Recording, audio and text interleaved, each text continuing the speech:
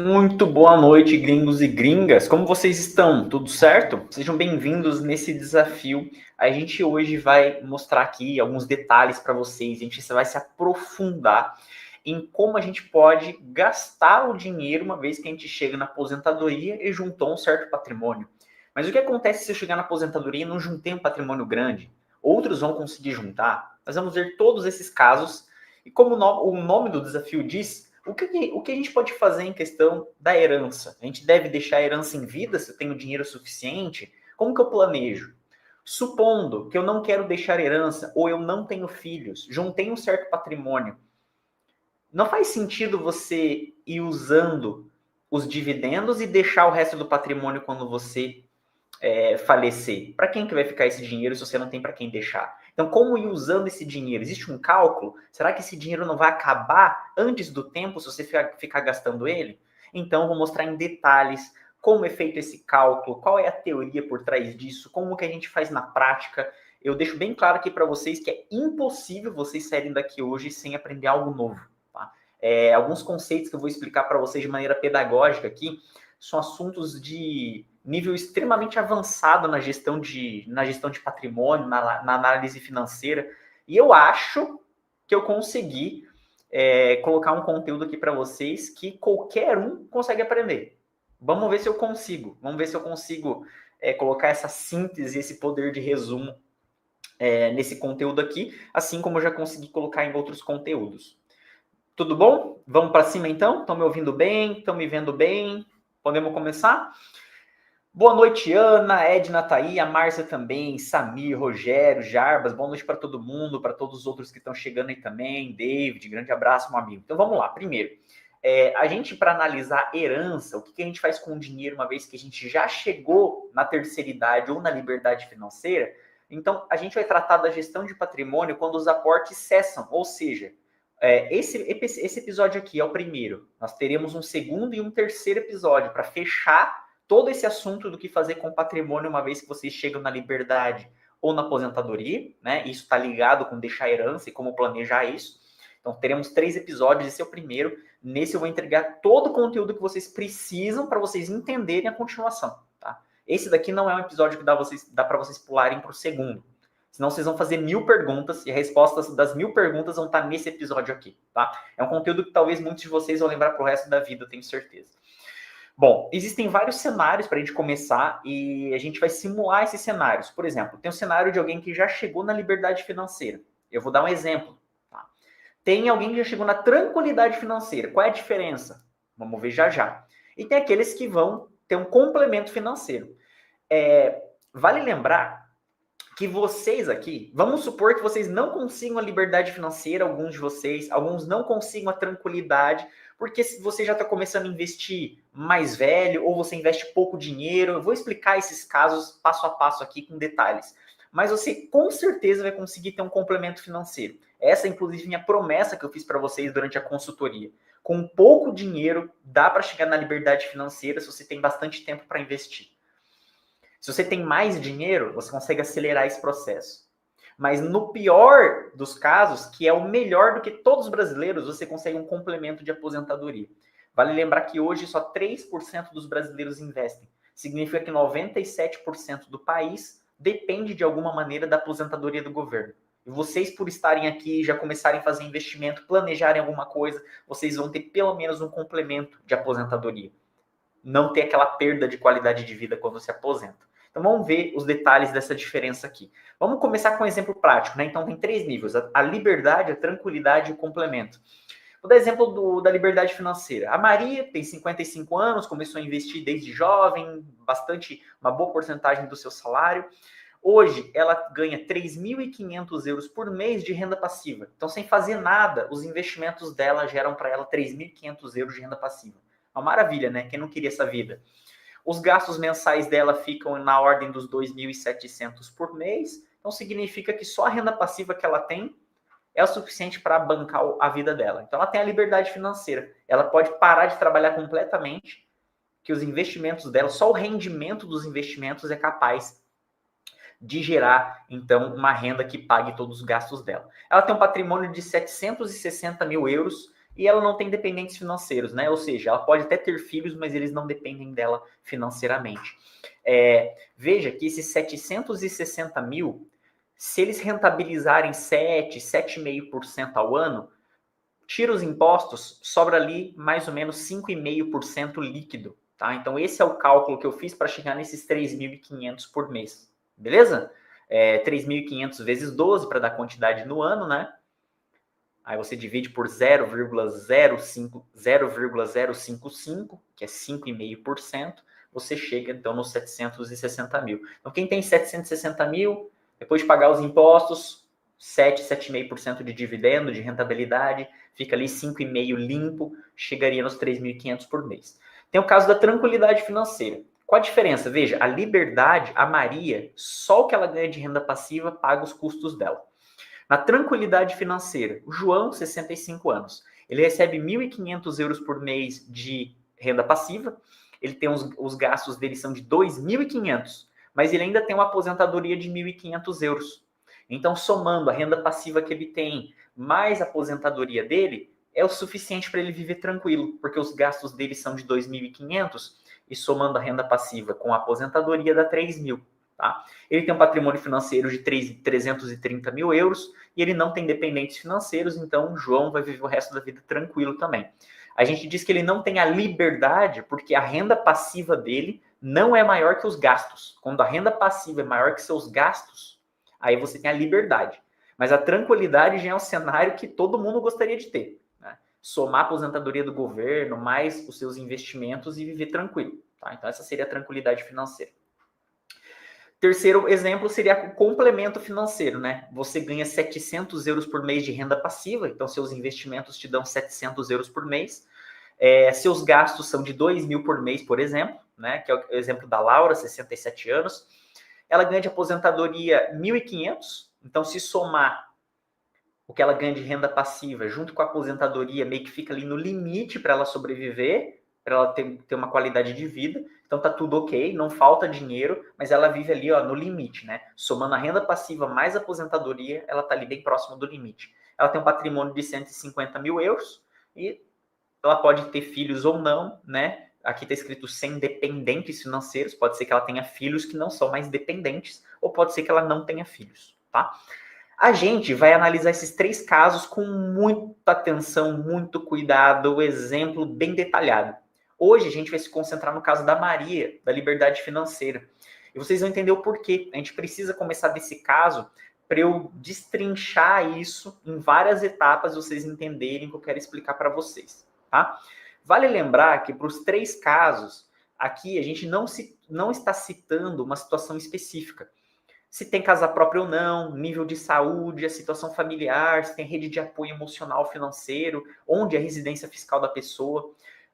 Vale salientar aqui que, por exemplo, eu coloquei ali que fulano tem um gasto mensal de X. Não interessa se é de condomínio, se é de aluguel ou ele tem casa própria, tá? Isso já entra nos gastos mensais da pessoa. Então, a gente não está considerando essas variáveis aqui, mas, claro, lá no final do 3º episódio eu vou voltar nessas variáveis que vocês estão vendo na minha tela e a gente vai pontuar aí o que você deveria tomar cuidado caso você tenha problema de saúde, ou caso seu cônjuge tenha, ou caso seu filho tenha um problema desde que nasceu, por exemplo, com algum problema de saúde. A gente vai citar tudo isso, tá?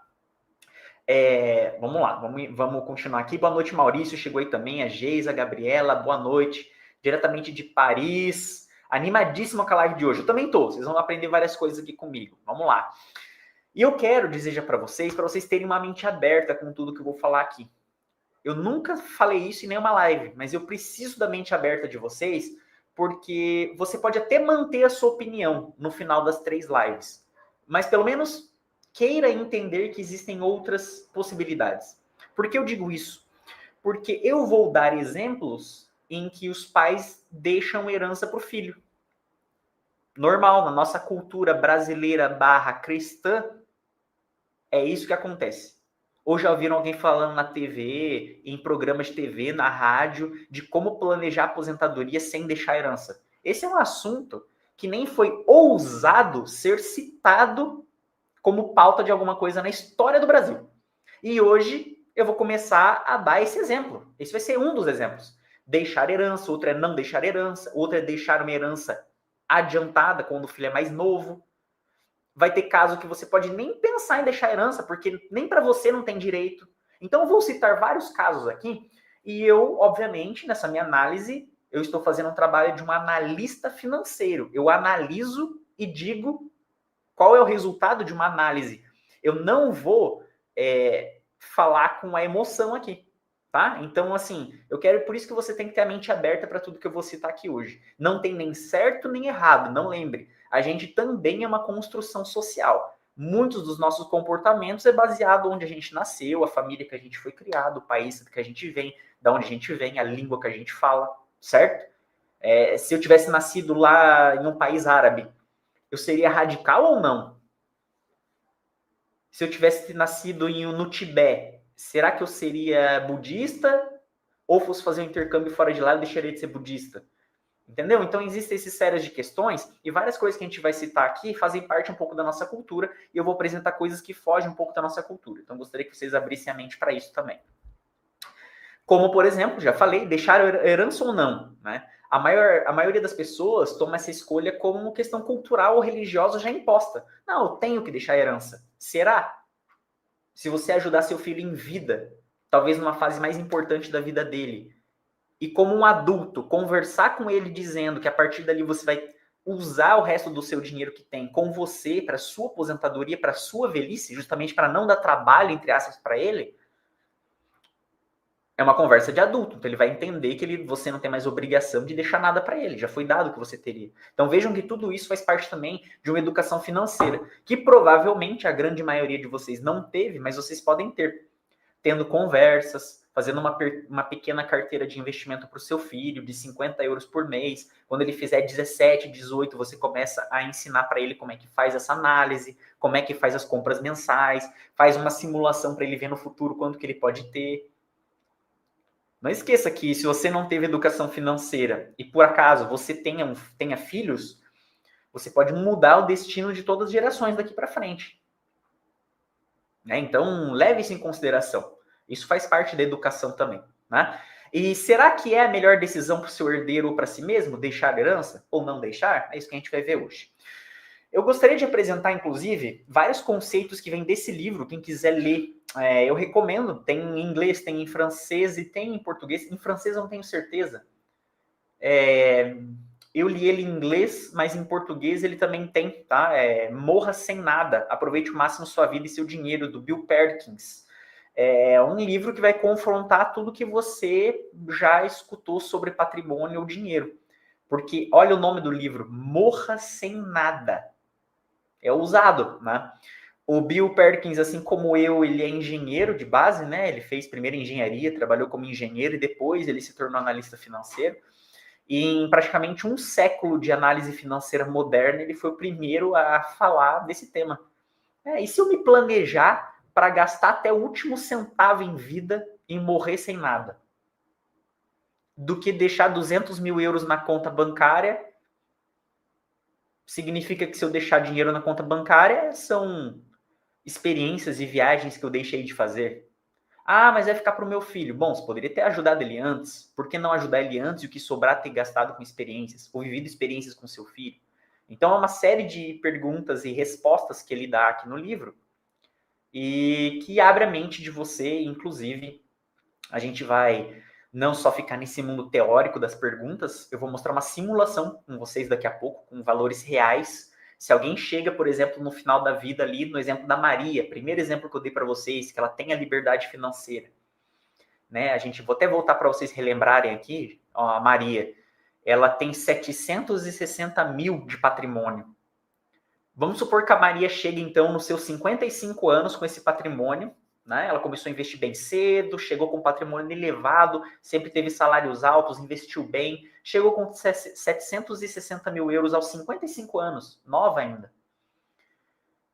Vamos supor que ela queira não deixar herança ou simplesmente ela não tenha filhos, não tenha herdeiros. Concordam comigo que seria inteligente da parte dela, então, ter uma segurança financeira para a velhice, mas ao mesmo tempo morrer com o mínimo de dinheiro possível na conta, ter aproveitado esse dinheiro. Como que ela faria isso? Se além dos dividendos, ela quiser tirar um pouco desse dinheiro todos os anos, quanto que ela pode tirar sem que esse dinheiro acabe? É isso que a gente vai ver hoje. Olha só, vou falar de novo que a gente vai ver daqui a pouquinho. Daqui uns minutinhos a gente começa para mostrar para vocês. Se eu tiver um certo patrimônio e eu já recebo dividendo, mas eu gostaria de ter mais dinheiro ainda por mês para viajar, para fazer alguma coisa, quanto que eu posso tirar desse patrimônio para curtir a vida, mas ao mesmo tempo ele não pode acabar até pelo menos eu ter 90 anos ou 100 anos de idade para ter segurança, né? 100 anos porque dificilmente se chega aos 100. É esse tipo de questão que a gente vai responder hoje aqui. Então, voltando, nesse livro do Bill Perkins, eu recomendo para vocês compram ele por, sei lá, 15 euros aí, vocês conseguem comprar na Amazon, ou em real, vocês pagam em 40, 50 reais, e é um livro que abre a mente realmente, tá? E ele, no livro, ele cita algumas frases aqui, essas frases são do livro dele, ele diz, cada real, no caso ele fala em dólar, né, porque ele é americano, mas aqui eu traduzi livremente, cada real não gasto em vida é uma memória que você decidiu não criar. Eu vou repetir. Cada real não gasto em vida é uma memória que você decidiu não criar. E agora muitos de vocês podem estar bugando a mente. Fala, pô, Michel, mas você fala para investir todos os meses, agora você está falando para gastar o dinheiro? Não, o que eu quero dizer para vocês é que se vocês não construírem um patrimônio, não investirem na fase ativa da vida, vocês vão chegar na aposentadoria dependendo do governo. Isso não pode acontecer. Mas uma vez que você já juntou um patrimônio, o que você faz com ele uma vez que você já está aposentado? É essa a questão agora. Não estou dizendo que não é para investir. É para investir. Mas o que você faz com esse dinheiro quando você está chegando perto da aposentadoria, na aposentadoria, ou quando você chegou na liberdade financeira um pouco mais jovem?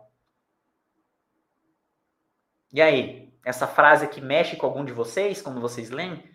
Cada euro não gasto em vida é uma memória que você decidiu não criar. Então imagina lá, você juntou 150 mil euros, 200 mil euros, alguns 300 mil euros, outros 500 mil euros, 800 mil euros, e você morre. Será que não poderia ser melhor planejado? Você não poderia ter ajudado mais pessoas, aproveitado um pouco mais a vida? Essa é a questão que é abordada no livro e a gente vai ver a fundo aqui também. Outra frase dele é: se o saldo final é alto, o custo invisível foram os dias que você não viveu plenamente. Então, se o saldo é alto, o custo invisível foram os dias que você não viveu plenamente. O que ele quer dizer? Se quando você, no dia que você morrer, o saldo é alto na tua conta bancária, isso custou, de certa forma, alguns dias que você poderia ter vivido melhor ou com maior qualidade de vida. E aí, claro, eu já abro um parênteses aqui, porque como eu já disse mais cedo, uma pessoa que junta bastante patrimônio, ela pode sim ir gastando uma parte desse patrimônio, vivendo com mais qualidade de vida. Mas uma pessoa que não conseguiu juntar muito patrimônio, esse patrimônio gera só uma renda complementar, você não pode abrir mão de sair gastando esse dinheiro. Você vai ter que manter esse dinheiro ali, te gerando renda passiva até o final da vida. E o objetivo dessas 3 lives é justamente estudar os 3 casos que eu citei mais cedo, para a gente ver como que a gente consegue fazer. Eu encaixo bem naquele caso ali, ou naquele outro caso lá. Eu vou mostrar eles para vocês com mais detalhes para você ver, então, quais são as alternativas, o que você poderia fazer. Tá? Como eu falei, a liberdade financeira, sair gastando dinheiro lá no final da vida, não é para todo mundo, né? Nem todo mundo chega nessa tal liberdade financeira, por algumas razões. O horizonte de investimento é pequeno, né? Você pode investir por um período curto, ou quanto você investe é baixo comparado a quanto você ganha, né? Você ganha 7 mil euros por mês e investe 200, é pouco, né? E eu já te disse isso, se eu fiz uma consultoria com você, provavelmente eu já te disse isso, cara a cara, né? Agora, para alguém que ganha 1.500 e consegue guardar 200, pô, é bastante esses 200, porque você precisa de muito menos, você precisa gastar muito menos por mês para viver, né? Então é relativo aqui. O montante investido é baixo, depende do seu salário também, né? Ou irregular. Aí, seja você ganhando muito ou pouco, você tem que lembrar que você tem que ser regular quando você faz investimentos. E rentabilidade baixa, né? Se o teu rendimento não supera a inflação, que era o caso da maioria de vocês antes de entrar aqui no Renda Gringa, se o seu dinheiro ficar lá parado, sem render, dificilmente você vai chegar na liberdade financeira, né? Então vamos lá, vamos analisar o primeiro caso, que é o caso da Maria, que chegou na liberdade financeira. Será que ela pode gastar esse dinheiro agora que ela juntou, além dos dividendos? Além de receber os dividendos, ela pode ir tirando um pouquinho, vendendo as ações e gastando mais esse dinheiro? Ela pode fazer doação em vida? Sobraria quanto? Não seria arriscado gastar o patrimônio? Quanto tempo duraria esse patrimônio se ela for tirando? Porque se ela tem 55 anos, aí que o dinheiro acaba com 70 e ela vive até os 90, não é um risco? Então, existe um cálculo, existe um método para chegar nessas contas? Existe. Eu vou mostrar para vocês. Tá? Então, quanto eu poderia tirar do patrimônio por mês ou por ano? É isso que a gente vai ver. Então, vamos relembrar o caso dela aqui. E eu vou mostrar para vocês daqui a alguns minutinhos o cálculo, o exemplo de onde isso sai. Tá? Então, a Maria tem 55 anos, ela começou a investir muito jovem, sempre teve bons salários, então ela chegou aí aos 55 anos com 3.500 por mês de renda passiva. Ela tem gastos mensais de 2.700, então sobra dinheiro para ela só da renda passiva. Ela nem é aposentada pelo governo ainda, porque ela é jovem, né? Ela tem 55 anos. Quando ela chegar à idade certa, ela vai poder se aposentar pelo governo ainda, então vai ser uma grana extra que vai cair para ela.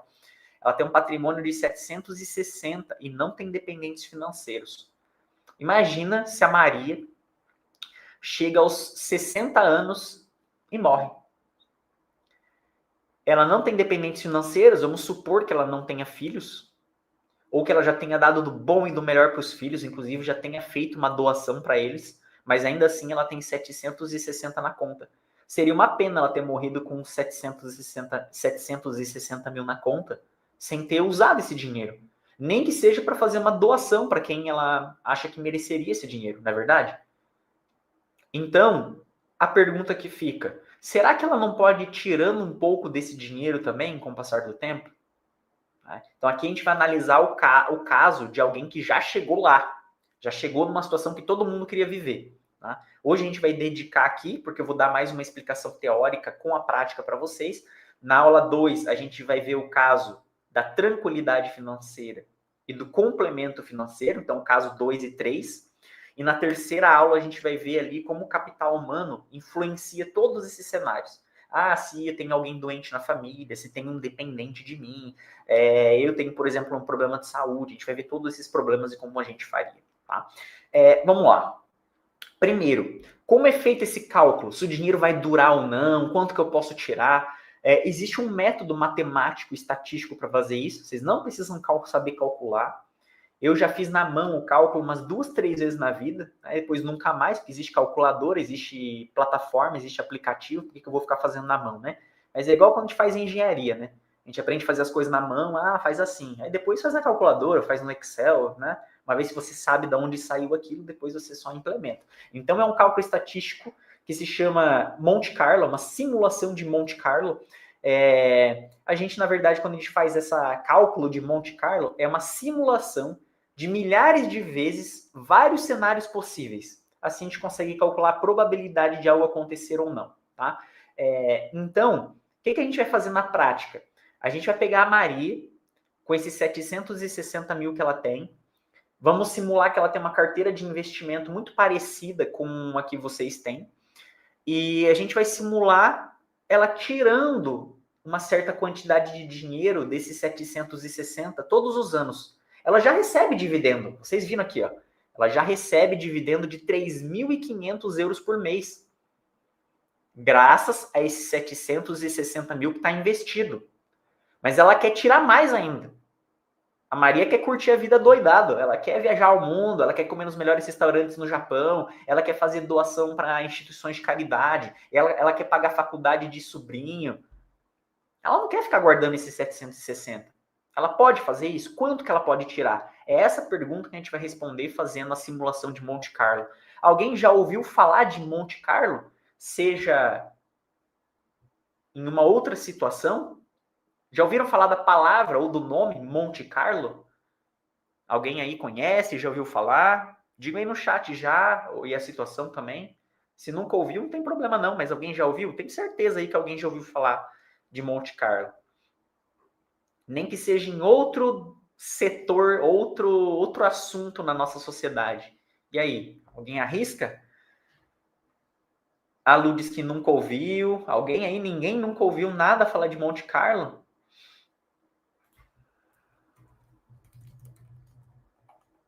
Nada? Olha, tem um assunto que é predominante aí entre os homens e muitas mulheres que acompanham também, que conhecem. Ó, a Carla comentou, em Mônaco. E o que que rola lá em Mônaco também? Rola Fórmula 1, né? Então tem o GP, que é o Grande Prêmio de Fórmula 1, que acontece em Monte Carlo. E aqui, Rally, e aqui tem uma das respostas que eu gostaria de ouvir. Cassino. Monte Carlo foi uma simulação, um método matemático que alguns matemáticos usaram para tentar ganhar dinheiro nos cassinos lá em Mônaco. E eles conseguiram. Então eles inventaram um método matemático para calcular a probabilidade que eles tinham de ganhar em alguns tipos de jogos que aconteciam no cassino em Monte Carlo.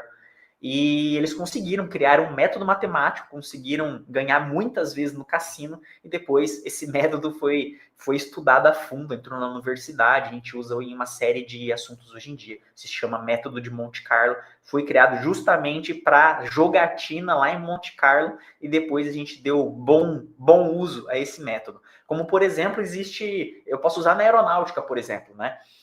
Só explicando a origem para vocês, não vou ficar muito tempo nisso aqui, só um minutinho para vocês entenderem qual é o método que a gente usa para chegar lá, e eu vou mostrar minha tela para vocês com os cálculos e com os resultados, né? Mas, por exemplo, eu falo que o avião vai fazer uma viagem e ele precisa de 2 toneladas de combustível para cada hora que ele está voando. Então, se ele vai fazer uma viagem de 1 hora, como, por exemplo, Rio de Janeiro, Vitória no Espírito Santo, ou Vitória, Espírito Santo, Salvador, na Bahia, ou, por exemplo, vamos pegar... Curitiba, Florianópolis, dá um pouquinho menos que isso, mas viagens de 1 hora. O avião gasta 2 toneladas de combustível. Mas, e se estiver ventando? Vento a favor do avião ou vento contra? Se o avião precisa subir ou descer mais um pouco?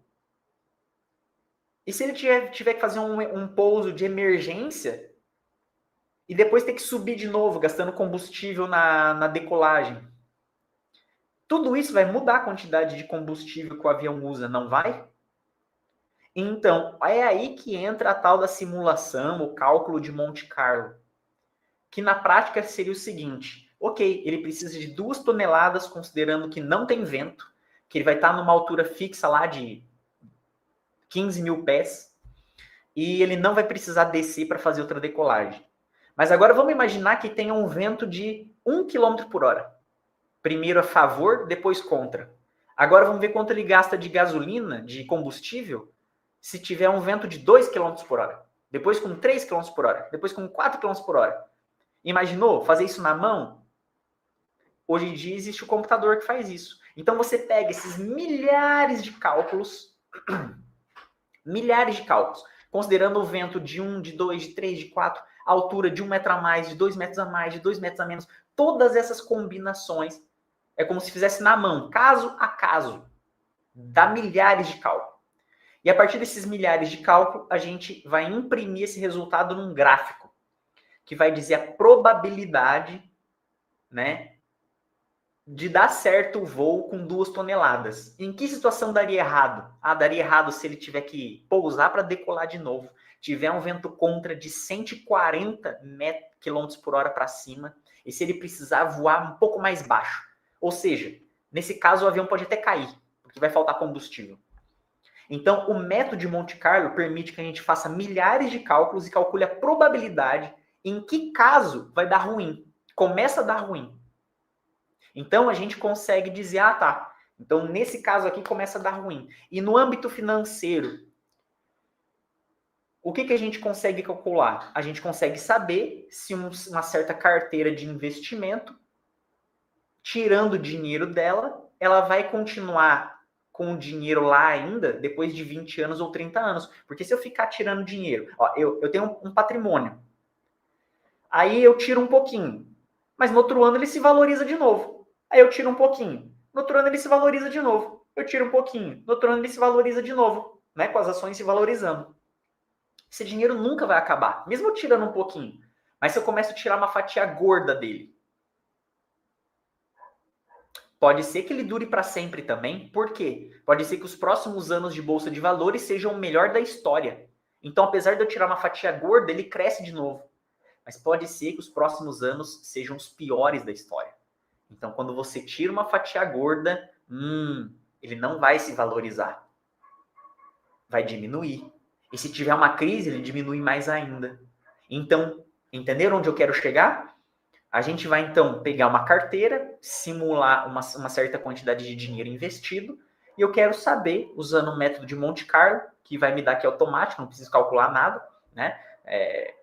Ele vai me só colocar preencher corretamente os valores, né? Ele vai me dizer qual a probabilidade daquela carteira durar se eu for tirando o dinheiro dela. Vamos lá? Primeiro, última coisa que eu preciso explicar para vocês antes de mostrar o cálculo. E eu tô ficando sem voz. Deixa eu ver se eu tenho até um spray aqui do meu lado aqui para me socorrer se eu precisar. Vamos lá. Primeiro, eu preciso só mostrar para vocês, algumas pessoas aí já conhecem essas palavras, né? Decis e quartis, né? O que significa isso? É quando eu separo as coisas, pessoas, objetos, números em grupos.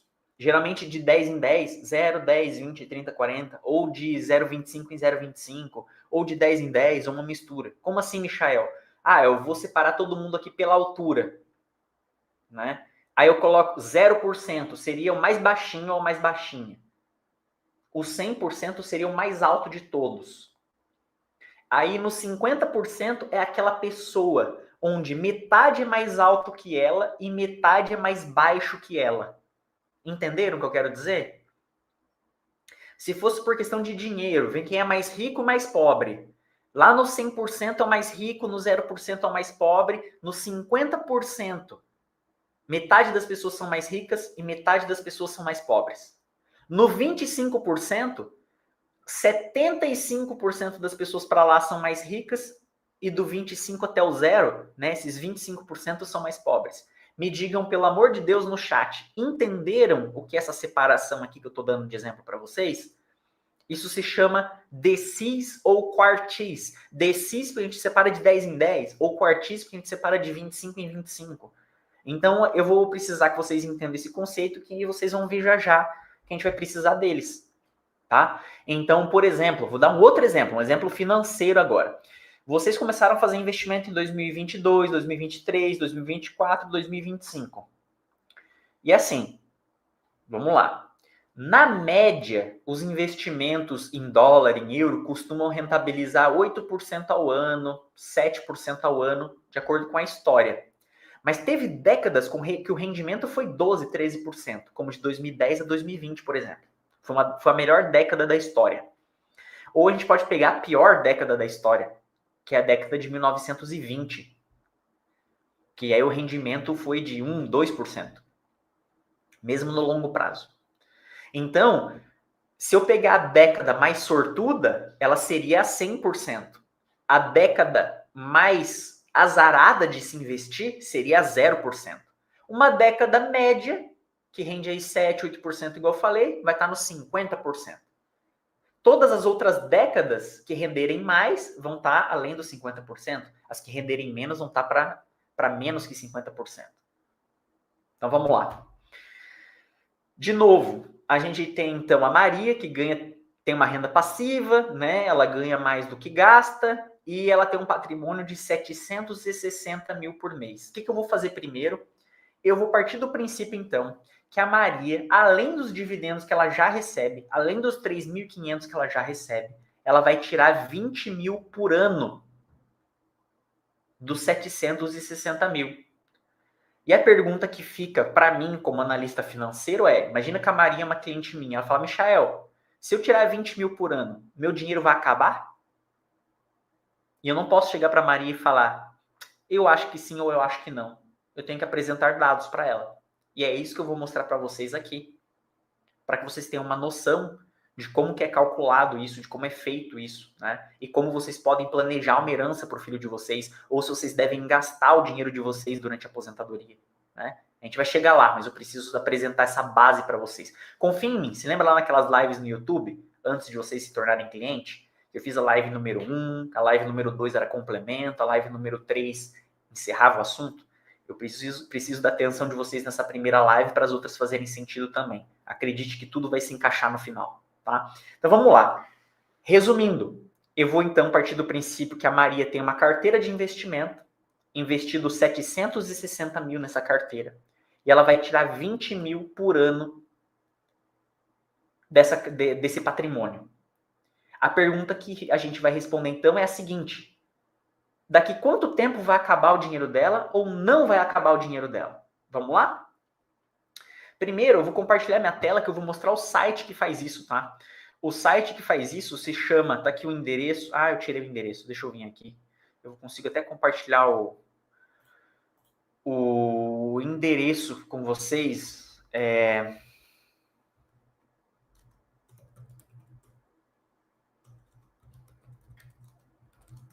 Vou mandar o link para vocês, tá? Só um segundo. Quem quiser aí olhar depois por curiosidade, fica à vontade, tá? Tá aqui o link, ó. Mandei aí no chat, tá? É Portfolio Visualizer Monte Carlo. Se vocês escreverem no Google Portfolio Visualizer, igual tá escrito aqui, ó, e colocarem Monte Carlo do lado, vocês vão cair no link correto já. Vou compartilhar minha tela com vocês para vocês verem. Eu tenho print aqui, né? Ó, print do cálculo que eu fiz, mas eu posso mostrar aqui diretamente do site para vocês, que é a mesma coisa. Então, deixa eu compartilhar. O cálculo também está feito aqui. Deixa eu só fechar essa outra tela, senão vai dar ruim. Vamos lá. Pronto. Deixa eu diminuir meu tamanho aqui na tela, senão vocês não vão ver nada. Então, tá aqui o site é em inglês, tá? Vocês podem aqui, talvez, mudar ali para mudar a língua. Então, aqui, o que a gente tem? Deixa eu ver, inclusive, se ele muda aqui para... Ah, não, ele manda logar. Deixa eu voltar. Será que eu perdi o resultado? Perdi o que tinha aqui, não tem problema. Vamos lá, a gente faz junto, tá? É o seguinte, eu tenho aqui, então, que preencher o valor de qual é o patrimônio da pessoa, 700, deixa eu dar um zoom, né, para vocês verem melhor. Acho que assim fica melhor. Assim, aí, ficou melhor. Então, aqui, por exemplo, eu tenho que escolher qual é a carteira da cliente, né? Eu cliquei em tickers, porque eu vou preencher os tickers da carteira. Aí eu escolhi ativos que são muito parecidos com o que a maioria de vocês costuma ter na carteira. Ações que costumam pagar dividendos na média ali dos 5,5% a 7%, como eu falei para vocês. Ações que são conhecidas no mundo todo, que pagam dividendos nos últimos 50 ou 60 anos. E que nem todas elas performaram bem, e algumas performaram bem. Então eu escolhi uma carteira que realmente segue a média histórica, porque essa carteira que a gente escolhe para simular, se a gente escolher só ações ganhadoras, que a gente sabe que são ganhadoras, a gente vai estar influenciando o resultado. Se eu colocar só ações perdedoras aqui, eu vou estar influenciando o resultado. Então a gente tem que tomar cuidado para escolher aqui ações. Eu já fiz vários testes, tá? Vários testes.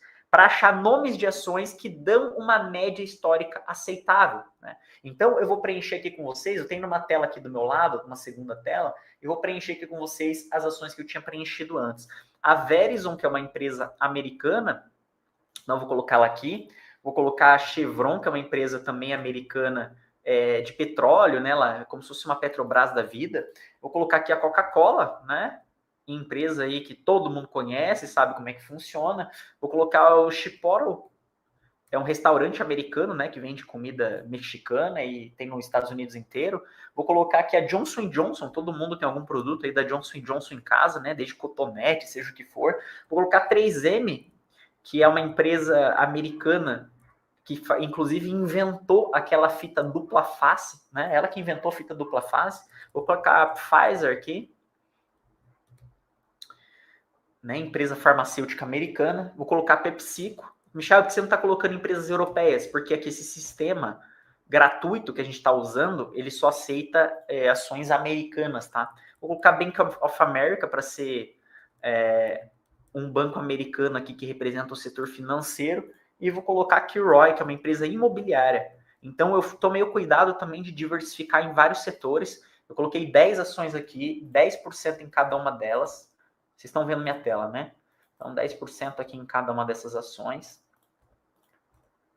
para fechar aqui os 100%. E agora a gente tem que preencher essas informações aqui em cima. Eu já selecionei os tickers que eu quero, quais são as ações que eu quero simular.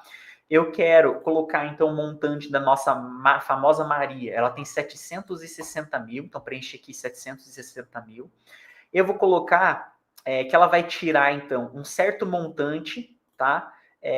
Periodicamente, tá? Então, ela vai tirar um montante, vamos colocar de 20 mil por ano, né? Que foi o que a gente acordou no nosso exemplo, ela vai tirar 20 mil por ano, beleza? Ela vai tirar anualmente, a gente vai deixar os resultados ajustados pela inflação, a gente vai simular um período de 60 anos, né? Imaginando que a Maria viva até os 110, vamos ver o que dá, né? Ela tem 55 no nosso exemplo. Eu vou colocar os impostos, então eu vou colocar aqui imposto de 30% sobre o ganho financeiro e 30% sobre o lucro e 30% sobre os dividendos.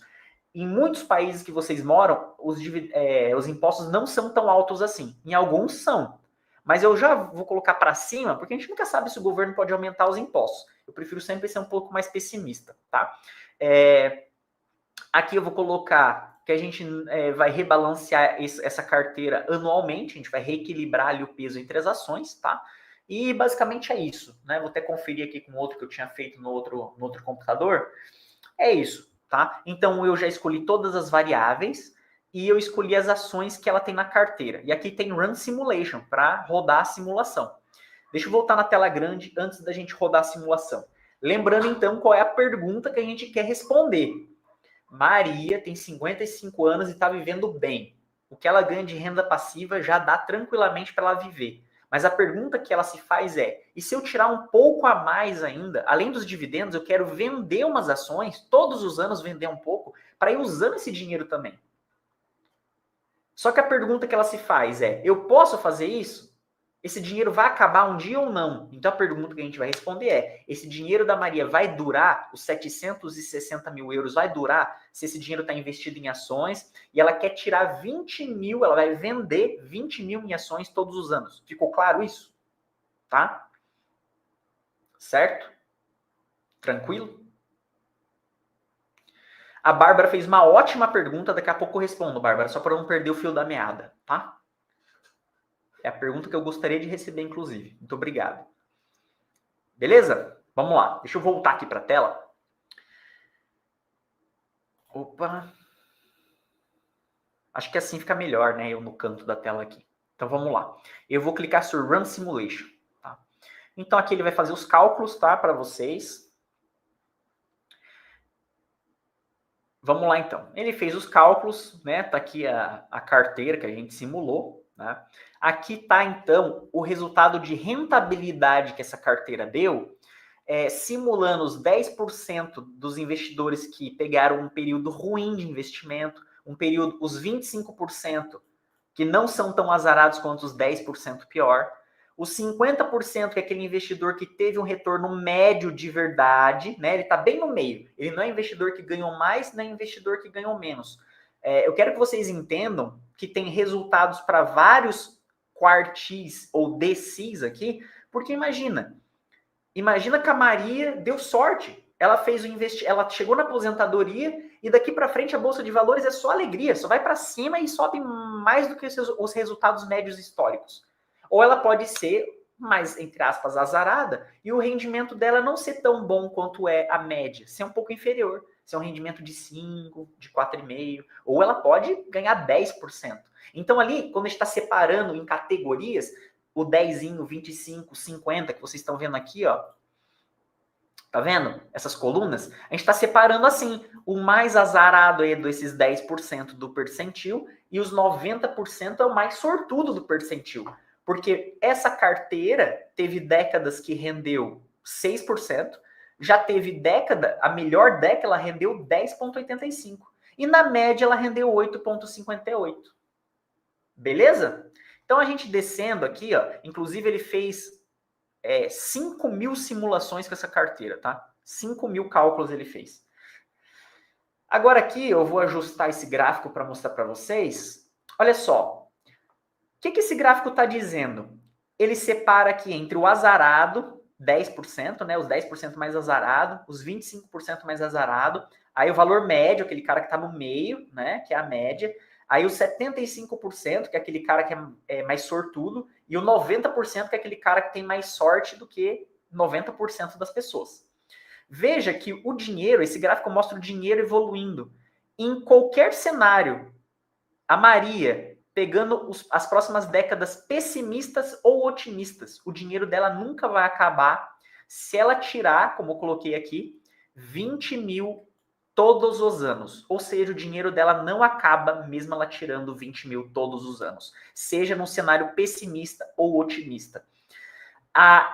Esse gráfico é muito legal, que ele mostra a taxa de vida dessa carteira. Olha só, a chance dessa carteira viver ainda 33 anos e ainda tá rendendo é de 99%. Dali 60 anos, é 96% a chance que essa carteira ainda esteja positiva, ou seja, existindo. Tá? Ótimo. Agora é o seguinte, vou voltar aqui. Respondemos a pergunta. Se a Maria tirar 20 mil todos os anos, então, o dinheiro dela ainda nunca vai acabar. Então, ela deve tirar 20 mil. Ela deve. Porque o dinheiro dela não vai diminuir. Ela vai morrer e ainda o patrimônio dela ali vai estar crescendo. Agora, a pergunta que a gente faz é a seguinte. E se ela tirar não 20 mil por ano? Ela tirar 40 mil por ano? O que vai acontecer? É isso que a gente vai ver agora. Então, dá uma olhada aqui. Ó. Agora, a Maria, ela vai tirar 40 mil, não é 20 mil. Então, vou colocar 40 mil sendo tirado. E eu vou clicar aqui em Run Simulation de novo. Então, ele vai recalcular. Vamos esperar ele calcular. Pronto, calculado. Então, a mesma carteira, né? Então, veja aqui, as porcentagens também não vão mudar, porque é a mesma carteira que a gente está simulando. Olha aqui agora, vou colocar em escala logarítmica. Olha só isso aqui. Teve duas curvas que vieram para baixo agora. A dos 10% mais azarado e dos 25% mais azarado. Significa, então, que se a Maria tiver uma rentabilidade dos 10% mais azarado, os 25% mais azarado, ou seja, uma rentabilidade de 6 ou 7,40, nesses dois casos, nos 10% mais azarado, nos 25% mais azarado, o dinheiro vai acabar, no caso do mais azarado, vai acabar em 22 anos, e do caso dos 25% mais azarado, né, que ela vai ter uma rentabilidade ali de 7 aproximadamente, ela vai ter, o dinheiro vai acabar depois de 34 anos. Se ela tiver uma rentabilidade média, né, que é os 50%, lembra, o 50% está no meio, né, ele não é nem azarado nem sortudo, ele está no meio. Já se ela tiver uma rentabilidade média, o dinheiro nunca vai acabar, e nos casos mais sortudos também o dinheiro nunca vai acabar. Então, só no caso dela cair no mais azarado ou no caso azarado seguinte, que é, né, a gente pode dizer de duas maneiras. Ela faz parte dos 25% mais azaradas, ou ela é mais azarada que 75% das pessoas. Então, veja que no caso de tirar 40 mil, em dois cenários aqui, o dinheiro dela já não dura para sempre. Ah, Michel, 22 anos, ela tem 55, vai durar até 77 se ela for azarada. Concorda comigo, então, que ela tem um risco de chegar aos 77 e não ter mais nada. Já se ela não for tão azarada assim, o dinheiro vai durar mais 34 anos. Então, como ela tem 55, vai durar até os 89. Já é uma boa idade, né? E caso ela não seja azarada, ela seja ganhos na média, ou melhores que a média, o dinheiro nunca vai acabar. Aqui é o gráfico de vida da carteira. Até 14 anos de carteira, é certeza que ela vai ter essa carteira rendendo ainda, né? Não vai ter zerado o saldo dela. Depois dos 14 anos, começa a diminuir a probabilidade de ela ter a carteira existente. Com 30 anos de investimento, ela tem 80% de chance de sucesso, então 20% de chance do dinheiro já ter acabado. Né? Então esse gráfico mostra aqui, ele na verdade resume esse de cima, olhando quanto tempo vai durar essa carteira na média, né? A probabilidade de vida, de sucesso dessa carteira. Vamos subir lá então e fazer um último cálculo. Vamos colocar nem 20, nem 40. Vamos colocar 30. Ela vai tirar 30 mil por ano. Vamos colocar 30? Vamos ver o que dá? Para a gente terminar aí para nossa conclusão e responder as perguntas de vocês também. Então, eu fiz o cálculo aqui para 30, descendo aqui agora, colocando na escala logarítmica. Olha só, se ela tirar 30 mil, somente o caso mais pessimista de todos é que o dinheiro acaba. Né? Se ela for fazer parte dos mais azarados, o dinheiro acaba ainda depois de 40 anos. Como ela tem 55, duraria até os 95. Eu, como analista financeiro, então, recomendaria a ela, minha cliente, tirar no máximo 30 mil por ano. Eu recomendaria ficar na faixa dos 25 mil, portanto. Olhando o gráfico de vida da carteira, mesmo depois de 30 anos, a vida da carteira, o sucesso da carteira é de 94% de chance ainda. Depois de 40 anos, é 90% de chance de continuar tendo essa carteira. Mesmo depois de 50 anos, ela ainda tem uma grande chance de continuar com a carteira. Não esqueça que a carteira ela vai zerar esse saldo se ela for azarada, né, investindo e as décadas seguintes não forem boas, e mesmo assim vai durar 41 anos a carteira dela. Certo? Voltando então para a nossa apresentação, eu vou pular, porque eu já mostrei na prática, né? Eu tinha tirado o print para mostrar para vocês, mas eu vou pular aqui, né? Já mostrei, resumi para vocês. Então, eu simulei com 20 mil, 40 mil e 30 mil, né? Aí, isso que eu quis dizer para vocês, mostrar para vocês com esses gráficos, né? Quando a curvinha vai para baixo, ela corresponde a esses percentis que eu expliquei para vocês mais abaixo, né? E esse gráfico mostra a chance de vida da carteira. Então, a conclusão que a gente tira da carteira da Maria é que, sim, se você já chegou na sua liberdade financeira e você tem um patrimônio elevado e você não quer deixar esse patrimônio inteiro de herança, você pode sim ir gastando esse patrimônio. É muito provável ainda que você deixe herança, vai sobrar alguma coisa, mas pelo menos você vai utilizar esse patrimônio de maneira mais inteligente. Em vez de você viver só com a renda passiva, você ainda pode tirar pedaços desse patrimônio, mas só quando o seu patrimônio é grande o suficiente. No próximo episódio, da quarta-feira que vem, a gente vai ver os casos 2 e 3, quando a pessoa não tem um patrimônio tão grande assim. O que ela pode fazer? E a partir disso, ela pode deixar herança planejada, adiantada, ou não tem jeito? A pessoa que vai herdar vai ter que esperar o seu falecimento mesmo. Afinal, se você doar o que você tem em vida, não vai te sobrar grande coisa, né? Já no caso da Maria, que a gente viu aqui hoje, ela pode se dar ao luxo de doar 100 mil euros para um filho, 150, 200 mil euros talvez, porque ela tem patrimônio suficiente para continuar até o final da vida. Vocês viram, ela pode tirar 40 mil por ano. Ela pode tirar, 30 mil por ano sem afetar o patrimônio, né? Basicamente. Então, ela poderia pegar esses 30 mil por ano e dar 20 mil para o filho dela. Todos os anos, até ela morrer, por exemplo. E os outros 10 mil, ela viaja. Então, a escolha fica livre. Claro que é uma coisa arbitrária, mas vocês entenderam o que eu quis dizer. Vamos responder a pergunta da Bárbara, que é uma pergunta muito boa. Por que escolher ações individualmente? Vocês viram que eu montei ali uma carteira, né? Se o objetivo é procurar a média, usar um índice Nasdaq ou ETF qualidade não seria mais interessante? Ou é para ter valores de dividendos acumulando? Aí você já matou a charada, Bárbara. É para ter os dividendos acumulando, né? Se a gente escolhe um ETF como SP500, um ETF Mundo, eles vão selecionar ali as empresas que representam o mundo inteiro. Mas são empresas que geralmente não pagam dividendos ou pagam dividendos pequenos. Então, o investidor teria que contar somente sobre a valorização.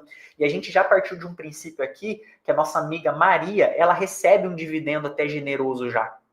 Então, a gente teria que simular com ativos que se valorizam, mas principalmente paguem dividendos ali, pelo menos acima dos 4% para ficar mais realista. Eu já fiz, claro, com ETFs várias vezes, chega num resultado conclusivo muito bom, mas daí não cairia nesse caso aqui que a gente está citando, tá bom? Então você já fez a pergunta e se respondeu. Aí já é outro nível de entendimento. Parabéns, Bárbara. Vamos lá. Bárbara, de novo, vamos responder a pergunta aqui. Gabriela fez uma pergunta antes, e tem como saber até onde pode tirar? Gabriela, quando você fala assim, até onde, você quer dizer a quantidade que pode tirar, né? A quantidade a gente vai calculando, fazendo várias simulações até ver um momento que o caso pessimista demore muito tempo. Você viu que no caso de 20 mil, o caso pessimista, o dinheiro ia durar 20 anos. Quando a gente coloca 40 mil, no caso de 40 mil, o dinheiro pessimista duraria 20 anos. Mas quando a gente diminui o valor de retirada para 30 mil, o dinheiro, a parte pessimista já sobe para 40 anos. Então a gente diria que tirar 30 mil é tranquilo. E até quando ela pode tirar? A gente simulou ali para 60 anos, né? Então, no caso pessimista, duraria 44. Aquele gráfico que cai assim, ó, ele mostra justamente até quando aquela carteira duraria. No caso pessimista, no caso normal e no caso otimista. Então, aquele gráfico ali que cai mostra justamente até quando duraria, caso você tirasse aquela quantidade de dinheiro. Tá? Mas imagina que, visto que com o tempo pode se confirmar que há início de crise ou algo assim, e daí você não continua retirando 40 mil por ano e refaz a gestão de patrimônio. Não? Sim, exatamente. Inclusive, eu não mostrei para vocês, mas na simulação de Monte Carlo, a gente pode fazer algo mais inteligente do que tirar uma quantidade fixa por ano. A gente tira uma porcentagem por ano. Então, por exemplo, 10% de 760 é 76 mil. 5% a gente vai pegar metade disso, 38 mil. Então eu posso falar assim, e se eu tirar 3% da minha carteira todos os anos? Não interessa se ela subiu, se ela diminuiu, eu tiro 3%. Às vezes tirar uma porcentagem, então todo ano esse valor vai mudar. É 3% da carteira naquele ano, né? Eu não fiz com vocês, mas já posso adiantar para vocês a resposta, que é uma maneira mais inteligente do que falar, não, vou tirar 40 mil ou 30 mil todos os anos. Não. 30 mil representa. A gente viu que com 30 mil dá um resultado bom, não dá? Se eu pegar 30 mil e dividir por 760 mil, é a mesma coisa que na primeira vez que eu retiro esse dinheiro, eu estou tirando 3,9%. Então, eu posso, por exemplo, partir do princípio que todo ano eu vou tirar 3,9%. Então, cada ano esse valor pode variar, pode ser um pouquinho mais, um pouquinho menos, mas eu sei que assim vai ter menos flutuação. Né? Eu consigo estender o prazo que vai durar minha carteira também. Tá? Jane, os 20 mil que ela tira é um valor suplementar fora do valor que ela utilize para as despesas fixas e variáveis que ela tem anualmente? Não, Jane, olha só, vou voltar aqui para você entender. Ela tem um patrimônio de 760. Ela está tirando 20 mil daí. Imagina que esses 760 está investido em ações. Ela tem 76 mil na Coca, 76 mil de ações da Pfizer, 76 mil de ações da Johnson & Johnson. Todo ano, ela vai lá na corretora dela e vende um pouquinho de cada ação até dar um valor de 20 mil. Ela pega esses 20 mil que vão ficar de saldo na corretora dela e saca para o banco e gasta. Tá? Ela vai continuar recebendo os dividendos daquelas ações que sobraram lá, mais esses 20 mil que ela tirou. Tá? Ficou claro? Me diga aí se ficou claro ou não. Gabriela, entendi, muito obrigado, de nada. Deixa eu ver se não ficou mais nada para cima. Acredito que não.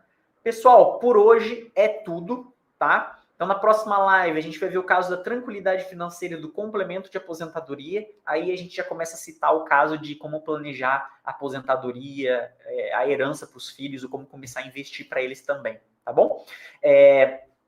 Lembrando que aqui o objetivo dessas 3 lives é fechar esse conteúdo justamente sabendo o que eu faço no caso de ter muito dinheiro, o que eu faço no caso de ter menos dinheiro e como eu planejo justamente essa herança em vida ou em morte para os meus filhos. Fechado?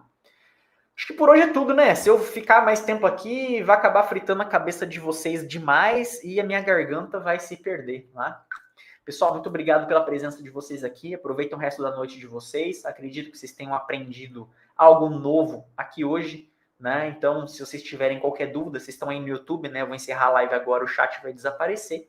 Vocês podem deixar um comentário no vídeo aqui, né? Lembrando que essa live é fechada, é só para clientes.